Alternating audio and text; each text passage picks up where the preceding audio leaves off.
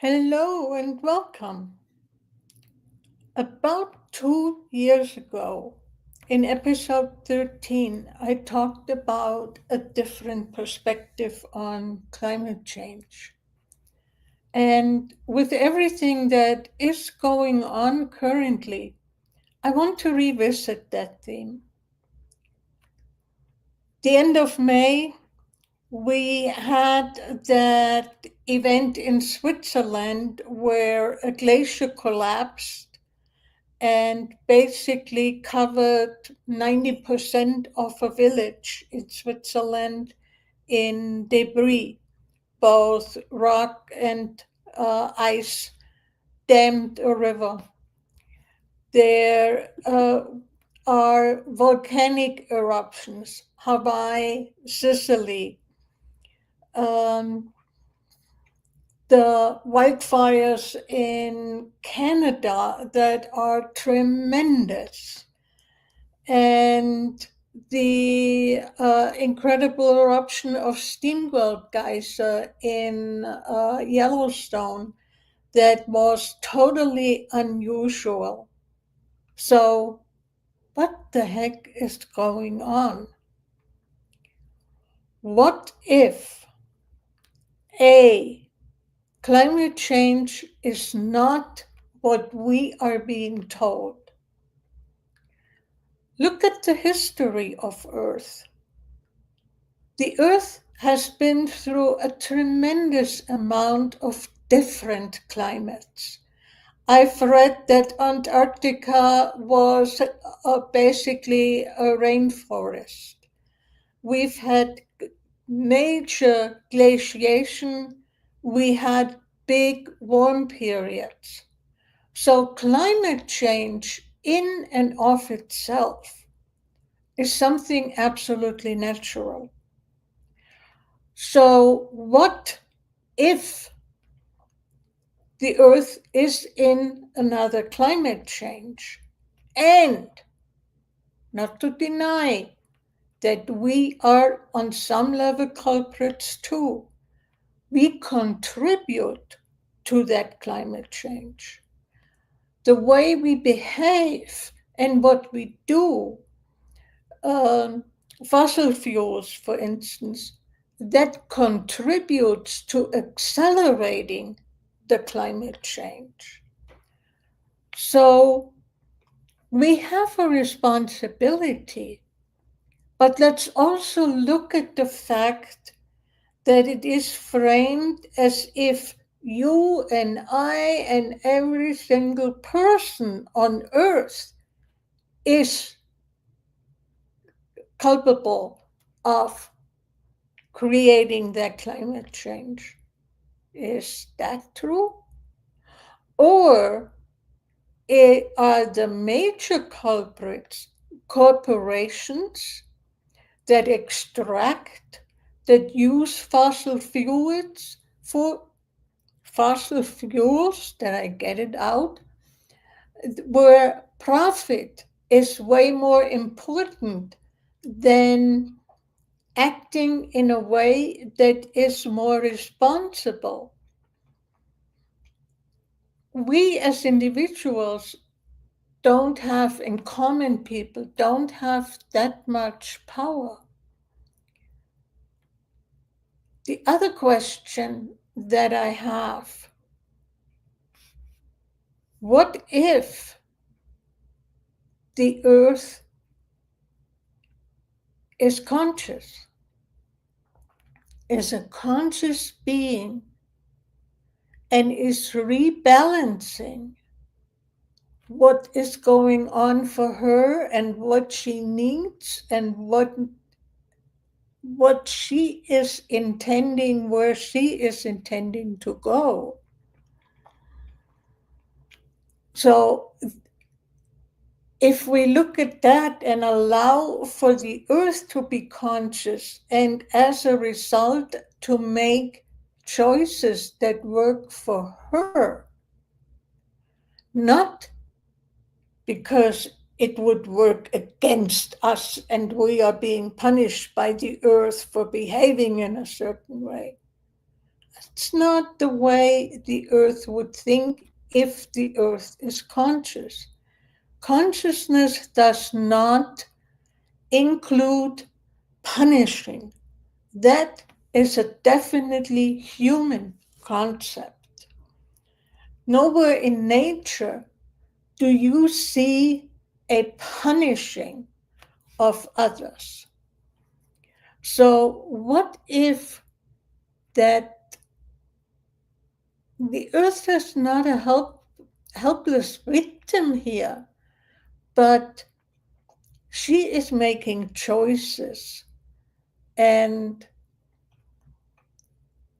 we are, in a way, caught in the effects of it. And the one thing that nature teaches us, nature is changing. Are we willing to adapt and deal with it and find ways on how we can deal with it instead of just climate change, people are the culprits, and that's it. We need to kill life on Earth because we tend to forget that CO2 is a vital part of the whole cycle of life. And what if, in addition to the Earth being conscious, the Earth is also affected by space weather? In a presentation, I heard that, and that was interestingly in 23, I heard that cosmic radiation can have effects depending on how it hits the Earth. If it's in the outer areas, then it just glances off and there is no effect of it. But if it hits towards the center, magma gets displaced and gets pushed out on weak points. What are weak points on the mantle? Those are the tectonic points. And 2 years ago, and it surprised me that it was already 2 years ago, we had those major earthquakes in Turkey and Syria that were humongous. But they happened where three plates came together. So to me, it sounded like, whoa, that could be one reason for those earthquakes, the Earth responding to space weather. What if our thoughts and our emotions create a field that impacts the Earth? I've heard Rupert Sheldrake talk about the fields, the example of the 100th monkey, when in an island, monkeys got food delivered, and the 100th monkey started washing the food that was sandy. Monkeys on other islands that had no connection started washing the food as a sudden. And taking this to a place of what our thoughts and emotions create a field too. And we know to some extent that that is true, because have you ever gotten into a room where there just was an argument? It sometimes feels as if you can cut the air with a knife. That is part of that field. What emotions do we have currently? Do we come from love? Or is there division, hate,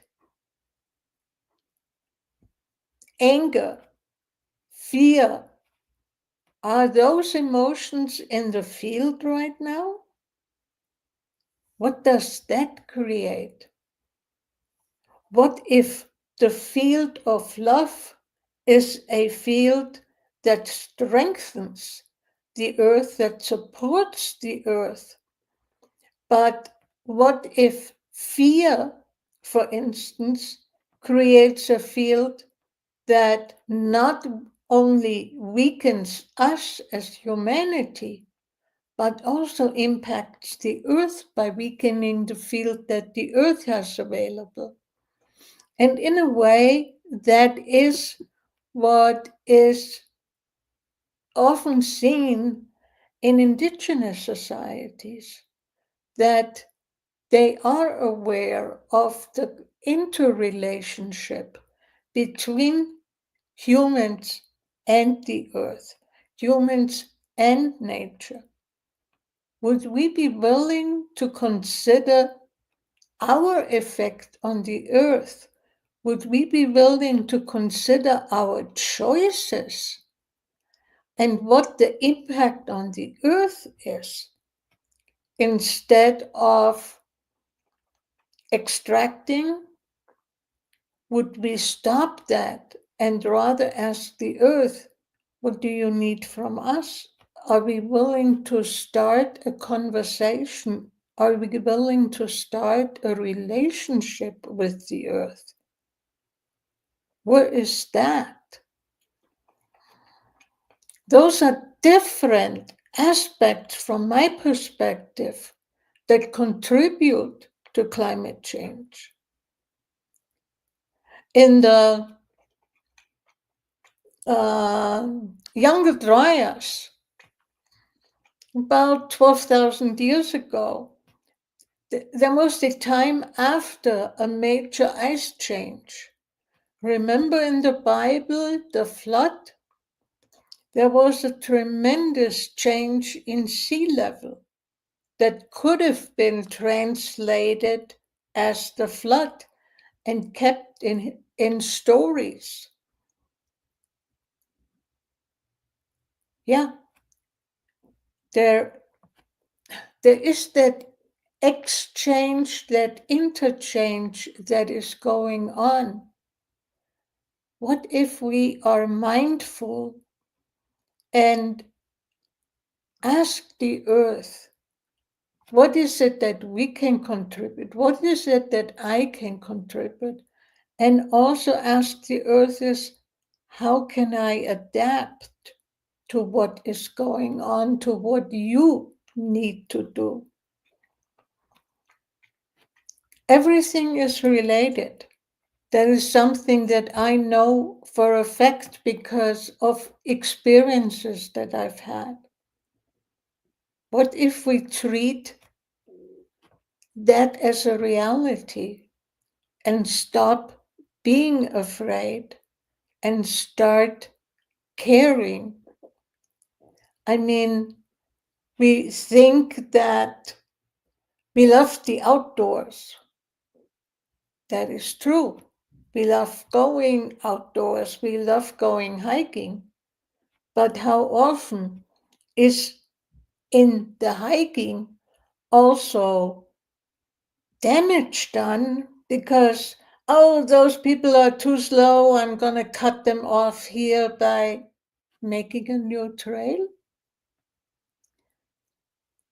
There is a lot of things going on, and I'm not implying that it is done consciously from us. Mostly, I think we're unconscious of what we're doing, how we're going about, and the consequences, because we are go, go, go, go, go, and don't stop enough to be with something, to be in stillness, to be present, to ask questions. I invite you to leave a comment. I would greatly appreciate that. Either way, do you like what I'm saying? Do you like my ideas? Do you not like my ideas? Do you disagree? And if you disagree, let me know why. Because for me, I'd love to learn. And hearing other people and their comments and their ideas allows me to learn. So until next time, take care. Bye bye.